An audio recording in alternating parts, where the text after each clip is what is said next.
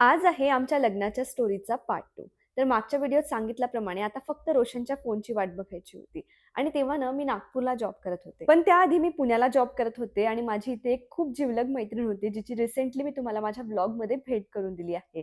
बस तिलाच भेटायला मी पुण्यात आले होते आणि मी खूप जास्त एक्साइटेड सुद्धा होती, की रोशनला रिश्ता पाठवलाय आणि काहीतरी उत्तर येईल आणि ही गोष्ट मी माझ्या मैत्रिणीला सुद्धा शेअर केली. म्हणजेच मी खुश होते आणि मला मुलगा आवडला होता.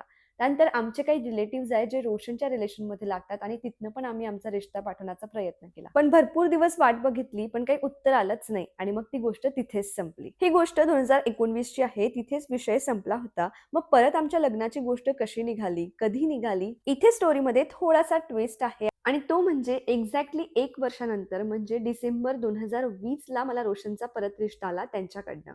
आणि मग त्यावेळी आमची तयारी नव्हती. आमच्या साइडने आम्ही नाही म्हणून सांगितलं.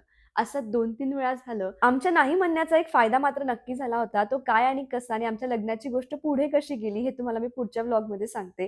तर आजची स्टोरी इथपर्यंत कशी वाटली कमेंटमध्ये नक्की सांगा आणि पुढची स्टोरी ऐकण्यासाठी तुम्ही एक्साइटेड आहात की नाही? हे सुद्धा कमेंटमध्ये नक्की सांगा. भेटूया पुढच्या स्टोरीसोबत. तोपर्यंत बाय बाय.